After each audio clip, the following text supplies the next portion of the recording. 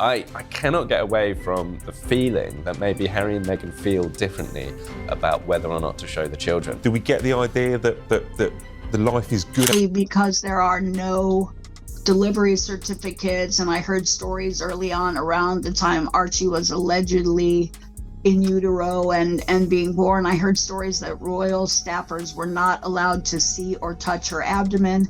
And what really got me was the idea that a royal physician was not. Oh my gosh, you guys. What if everything we thought we knew about Meghan Markle's pregnancy was just a complete fabrication? No, seriously, because guess what? A woman, yes, an actual woman, has just stepped into the shadows and said she was the one who carried baby Archie. Not only that, she says Meghan paid her to do it and then paid even more to disappear. You heard that right, disappear, vanish. Poof, now she's done being invisible, she's coming forward. And baby, the tea is scalding. If what she's saying is true, it could rip apart the entire royal storyline we've been spoon-fed. Maybe my sister's development in utero. You're not supposed to drink and smoke when you're pregnant.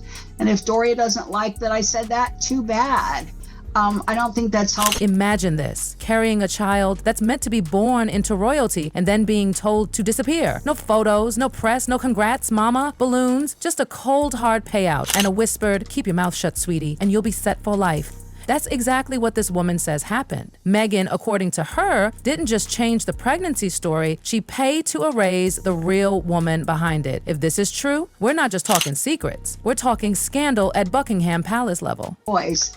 And there was a lot of wine drinking. You know, she and her friends would run up the stairs and their eyes were red and they were always laughing. And her friends would say, hi, babe. Hey, babe. And I knew that they were. She calls herself the invisible mother. Let that sink in. Her body carried the child the world believes belongs to Meghan Markle. She claims she was approached in secret, forced to sign ironclad NDAs, and handed a script to follow. Not suggestions, a script. Because if she dared to go off scrim, she says her safety, her freedom, even her life could be at risk. Family should be allowed to fight back, Brittany, because Meghan trashed them from a great height on Oprah Winfrey and the Netflix series. Doria was dragged in to do the same thing. And it's like, hold on a moment, Doria.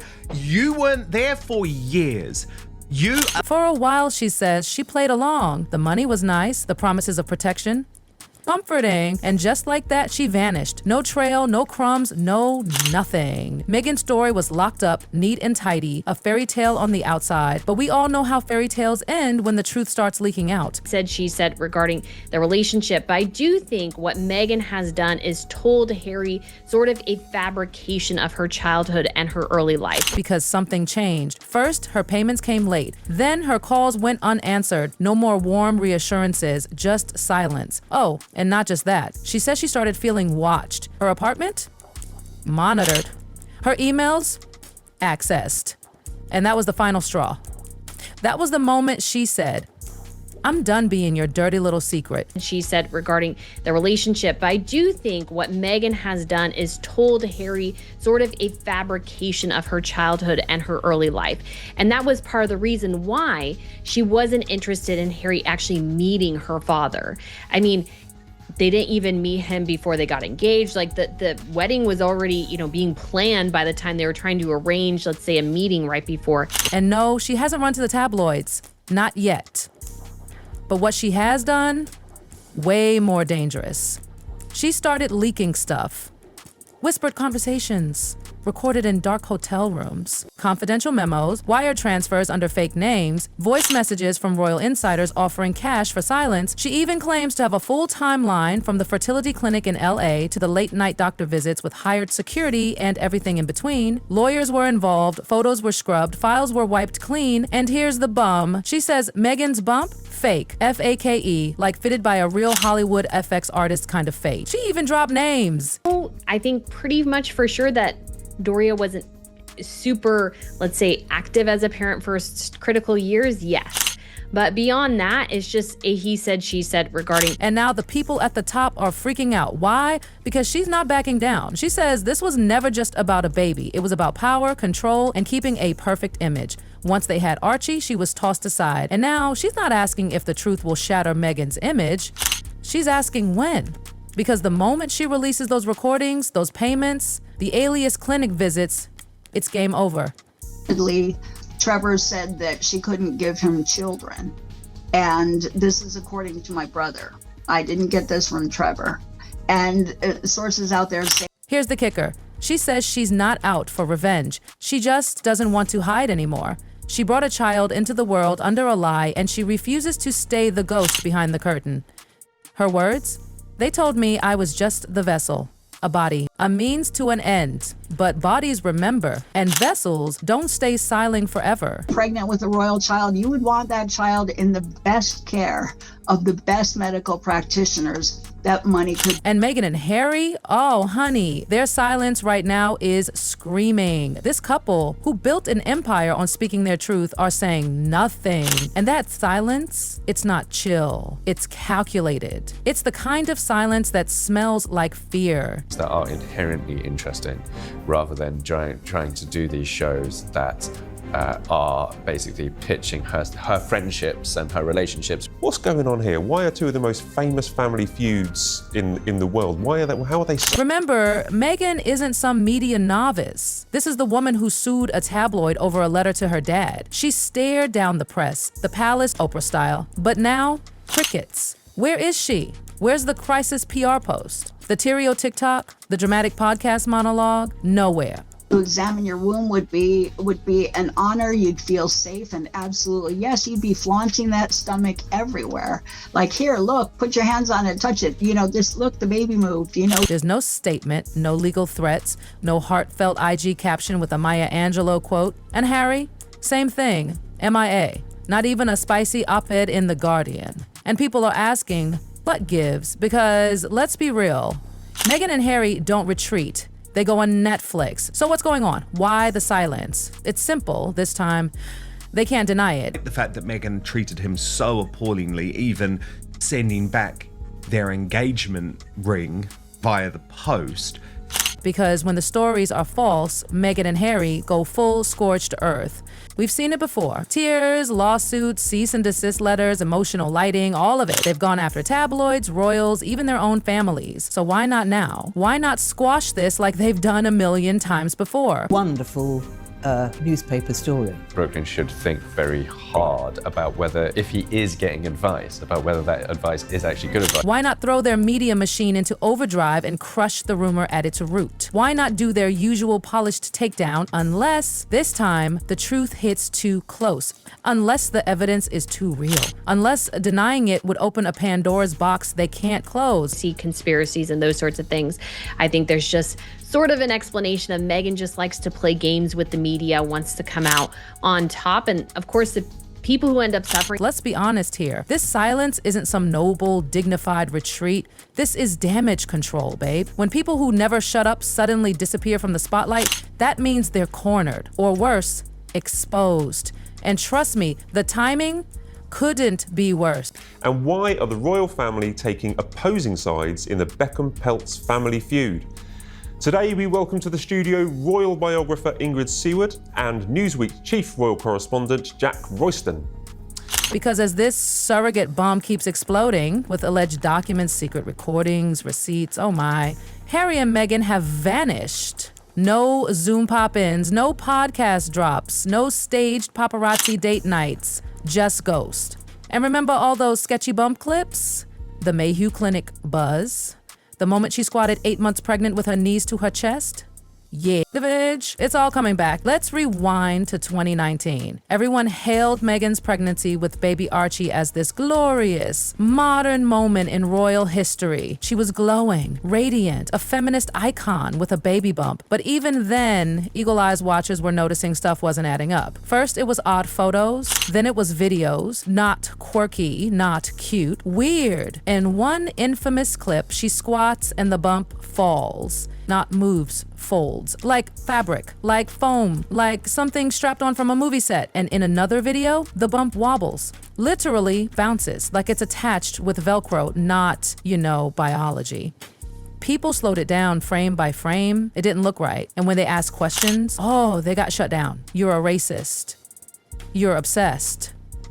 You're a misogynist. Excuse me for having eyes. And now, those clips aren't conspiracy. They're receipts. Rewatched, reanalyzed, and this time, they look damning. The folding belly, a clue. The bouncing bump, another clue. The endless outfit changes, suspicious. And where was the hospital moment? You know the one. Every royal mama, Diana, Kate, posed with the baby outside St. Mary's Hospital. It's tradition, it's sacred. But Meghan, nada. No photo op, no media moment, nothing. Instead, they gave us a press release and a weirdly flawless castle photo. Meghan, perfect hair, glowing skin, zero postpartum puff. Harry, awkward AF. No tired eyes, no hospital chaos, just curated perfection. It was giving photo shoot, not delivery room. And the silence around baby Archie's early life, defend. No baby shower pics, no sonograms, no fuzzy delivery room photos, just blackout. And then suddenly, ta-da, baby! Add it all up. The prosthetic bump, the missing hospital steps, the airbrushed photos, the strange baby rollout. It doesn't scream privacy, it screams production. He'll find headlines, rumors, fake bump montages, lawsuits, and conspiracy threads. And he'll have to ask, why did they lie about me? He's just a kid. But his whole identity, his place in the royal family, his story, his truth has become the most controversial chapter in royal history. And the decisions Meghan and Harry made about his birth, those weren't just personal. They were political. They were foundational. Because here's the thing. Was Archie born royal or was he packaged to appear royal? And if this goes to court, if it becomes about DNA, about legal records, about testimony, then Archie won't just be a name in a press release. He'll be a legal case, a constitutional debate, a child wrapped up in global scandal. And the court of public opinion, oh honey, it does not forgive betrayal like this. They might have survived Netflix flops. They might have survived Spotify shade, but a faked pregnancy, a silenced surrogate, a baby wrapped in a lie, that's the line, that's the point of no return. Let's be honest, at this point, Meghan and Harry aren't just avoiding the drama, they're hiding from it. They've always had choices. They could have gone transparent, they could have cleared the air, squashed the rumors, told the world the truth about Archie's origin, but instead, they chose silence. And don't be fooled, this isn't dignity, this is strategy. Meghan and Harry, the same two who never miss a PR beat, who've monetized every single angle of their truths, suddenly want privacy. Please. They're not stepping back into a corner. And now that silence is looking less like caution and more like guilt, because let's be real, when two people who usually can't stop talking suddenly go mute while the biggest scandal of their lives explodes online, the public doesn't see poise, they see panic. And now with the alleged surrogate creeping closer to going fully public, armed with contracts, payments, voice messages, possibly even photos, it's not just about reputation anymore, it's about exposure. They built their entire post-royal world on victimhood, on being silenced, on escaping the cruelty of the palace and the press. But now, it looks like Meghan was the one writing the script all along. And if that's true, then Harry and Meghan aren't victims. They're the architects of a global illusion. Because remember, this isn't just about Meghan's image or Harry's credibility. This is about a child, about Archie, a boy who's already been turned into a brand, a symbol, a pawn. And if the surrogate's claims are real, if this whole royal birth was staged, then Archie doesn't just face an identity crisis. He becomes the centerpiece in one of the most shocking royal scandals ever. The world will be asking, was Archie really born of Meghan's body? Was his birth a constitutional lie? Was the monarchy itself manipulated? That's not just media noise, that's history. That's law, because one day Archie will grow up. He'll go online, he'll type his name into Google, and what will he find? He'll find a war over his very existence. Headlines calling him fake, photos of moon bumps, articles about the woman who says she was paid to carry him and then paid to disappear. He'll read quotes like, "They told me I was just a vessel." He'll see conspiracy videos of his mother squatting in stilettos with a folding belly. And he'll ask, why did they lie about me. What does that do to a child when your birth is a headline, when your name is attached to deception, betrayal, scandal, when your identity is questioned before you even get to define it? Because if Meghan and Harry really chose to bury the truth, not to protect Archie, but to protect themselves, then he's not just caught in the storm, he's the one paying the price. And don't think for a second the legal world isn't watching, because if this goes to court, if DNA gets involved, if documents surface, then this lie won't just unravel, it'll be etched into history forever. And what's worse, this could have all been avoided. Meghan and Harry could have owned their truth. Surrogacy isn't scandalous. It's not shameful. The world has moved on, but instead, they allegedly chose illusion over honesty, brand over transparency, narrative over reality. And now the illusion is shattering because you can only hide for so long. You can only stage so many photo ops. You can only silence so many voices. Eventually, the truth leaks through the cracks. And the woman who once said, "I was silenced," might have been holding the loudest microphone the whole time. And Harry? Oh, poor Harry. The broken prince who gave up the crown for freedom and truth. If he was in on this, he's no better. And if he wasn't, then he's the most heartbreaking character in the whole mess. Either way, his credibility is done. The world once saw Meghan and Harry as truth tellers, rule breakers, rebels.